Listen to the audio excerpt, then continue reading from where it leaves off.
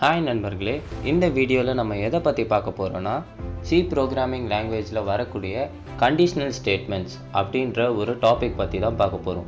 Friends, நம்ம நிறைய கேசஸில் if, for அப்படின்னு சொல்லிட்டு நிறையா கண்டிஷன்ஸோடு நம்ம பார்த்துருப்போம் நிறைய ஸ்டேட்மெண்ட்ஸ். ஸோ அதில் கண்டிஷனல் ஸ்டேட்மெண்ட்ஸ்னால் மட்டும் என்னன்னு சொல்லி தான் இந்த வீடியோவில் பார்க்க போகிறோம்.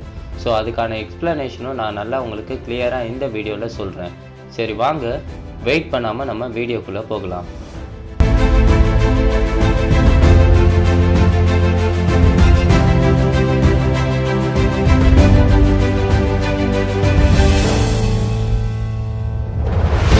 ஸோ ஃப்ரெண்ட்ஸ், ஃபஸ்ட்டு கண்டிஷனல் ஸ்டேட்மெண்ட்டோட டெஃபினேஷன் என்னன்னு தெரிஞ்சுப்போம். ஸோ கண்டிஷனல் ஸ்டேட்மெண்ட்னா என்னென்னா, நீங்கள் ஏதாவது ஒரு ரெண்டு வேல்யூவை கம்பேர் பண்ணி லாஸ்ட்டாக அந்த வேல்யூ எய்தர் ட்ரூவாக இருக்கா இல்லை ஃபால்ஸாக இருக்கான்னு நீங்கள் செக் பண்ணுவீங்க.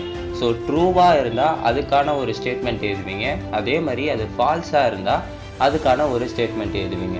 ஸோ இந்த மிஷின் லாங்குவேஜில் ட்ரூ அப்படின்னு நீங்கள் சொல்கிறீங்கன்னா அது நம்பர் 1 டினோட் பண்ணும். அதே மாதிரி ஃபால்ஸ் அப்படின்னு சொல்கிறீங்கன்னா அது நம்பர் 0 டினோட் பண்ணும். ஸோ இதுதான் கண்டிஷனல் ஸ்டேட்மெண்ட்டுக்கான ஒரு டெஃபினிஷன். ஸோ அப்படி என்ன தான் கண்டிஷனல் ஸ்டேட்மெண்ட்ஸ் நம்ம சி ப்ரோக்ராமிங் லாங்குவேஜஸில் இருக்குதுன்னு சொல்லி பார்ப்போம். ஸோ முதல் விஷயம், 3 டைப் ஆஃப் கண்டிஷனல் ஸ்டேட்மெண்ட்ஸ் தான் நம்மளுக்கு இருக்குது. அதில் முதல் இஃப் ஸ்டேட்மெண்ட், ரெண்டாவது இஃப் எல்ஸ் ஸ்டேட்மெண்ட், அதே போல் நெஸ்டட் இஃப் ஸ்டேட்மெண்ட் அப்படின்னு சொல்லுவாங்க. So mostly C programming language கொஞ்சம் தெரிஞ்சவங்களுக்கு ஒரு சின்ன கன்ஃபியூஷன் இருக்கும். அப்போ ஃபார், டூ வைல் லூப் அதெல்லாம் என்னன்னு சொல்லிட்டு. ஸோ ஃப்ரெண்ட்ஸ், அதெல்லாம் ஆக்சுவலாக ஒரு லூப்பிங் ஸ்டேட்மெண்ட். ஸோ லூப்பிங் ஸ்டேட்மெண்ட்டுன்றது ஒரு டிஃப்ரெண்ட், அதே மாதிரி கண்டிஷனல் ஸ்டேட்மெண்ட்டுன்றது டிஃப்ரெண்ட். இதில் நம்ம வெறும் கண்டிஷனல் ஸ்டேட்மெண்ட் மட்டும் தான் பார்த்துக்கிட்டு இருக்கோம். ஸோ ஜென்ரலாக நீங்கள் பிரிக்கும் போது conditional statement only 3 types. Next விஷயம் இந்த இஃப் ஸ்டேட்மெண்ட். ஸோ ரெண்டு டேபிள்லேயும் நான் என்ன கொடுத்துருக்கேன்னா, ஒரு சைடு சின்டாக்ஸும் இன்னொன்று சைடு அதுக்கான எக்ஸாம்பிளும் கொடுத்துருக்கேன் இல்லையா. ஸோ இஃப் ஸ்டேட்மெண்ட்டுக்கான உங்களுக்கு சின்டாக்ஸ் இப்படி தான் இருக்கும். ஸோ எல்லாமே கேஸ் சென்சிட்டிவ். ஸோ நீங்கள் ஸ்மால் லெட்டர்ஸ் மட்டும்தான் இதில் யூஸ் பண்ணணும். ஸோ இஃப்னு நீங்கள் எழுதிட்டு ப்ராக்கெட் உள்ள உங்களுக்கான கண்டிஷனை போடணும். ஸோ சைடில் இருக்க எக்ஸாம்பிளோட நீங்கள் கம்பேர் பண்ணி பார்த்தீங்கன்னா, சைடில் நான் யூசர்கிட்டேருந்து இல்லாமல் நானே ஒரு இன்புட் 20 கொடுத்துட்டு நான் கொடுத்துருக்க நம்பர் 20 செக் பண்ணுறேன். அதுதான் என்னோட கண்டிஷன்.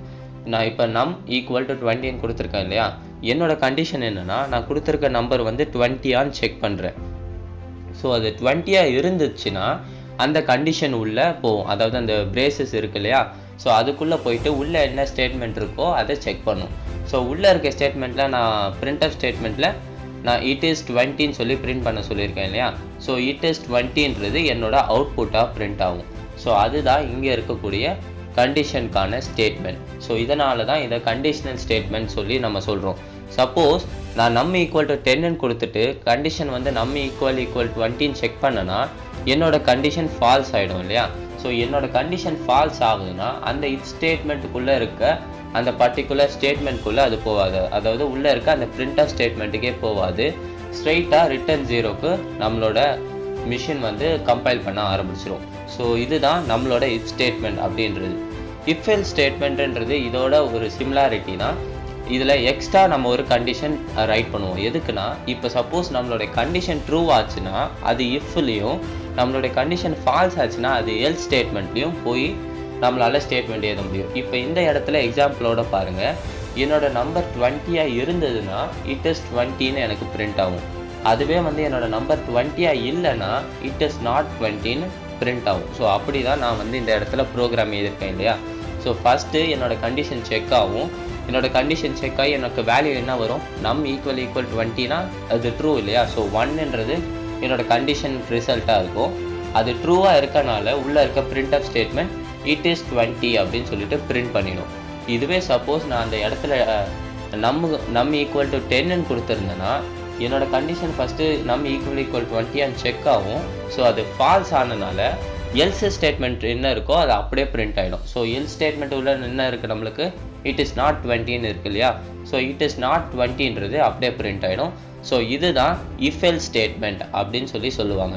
ஃப்ரெண்ட்ஸ், நம்ம நெக்ஸ்ட்டு பார்க்க போகிற ஸ்டேட்மெண்ட் என்னன்னா நெஸ்டட் இஃப் ஸ்டேட்மெண்ட். ஸோ இந்த நெஸ்டட் இஃப் ஸ்டேட்மெண்ட் எப்படின்னா, நீங்கள் ஒரு இஃப் கண்டிஷன் கொடுத்துட்டு அது உள்ள ஸ்டேட்மெண்ட்டுக்கு பதிலாக இன்னொன்று ஒரு இஃப் கண்டிஷன் நீங்கள் கொடுக்குறீங்கன்னா அதுதான் நெஸ்டட் இஃப்னு சொல்லுவாங்க.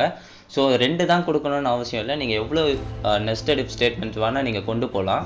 ஸோ இந்த இடத்துல நீங்கள் எக்ஸாம்பிள் பார்த்தீங்கன்னா, நான் நம்பர் ஈக்குவல் டு 20ன்னு கொடுத்துட்டு ஃபஸ்ட்டு என்னோட நம்பர் வந்து டிவிசிபிள் பை 2 செக் பண்ணுறேன். அதுக்கப்புறம் அந்த ஸ்டேட்மெண்ட் அது ட்ரூவாக இருந்துச்சுன்னா திரும்பி உள்ளே வந்துட்டு அதே நம்பர் வந்து 4ஆல் டிவிசிபிள் ஆகுதான்னு செக் பண்ணுறேன்.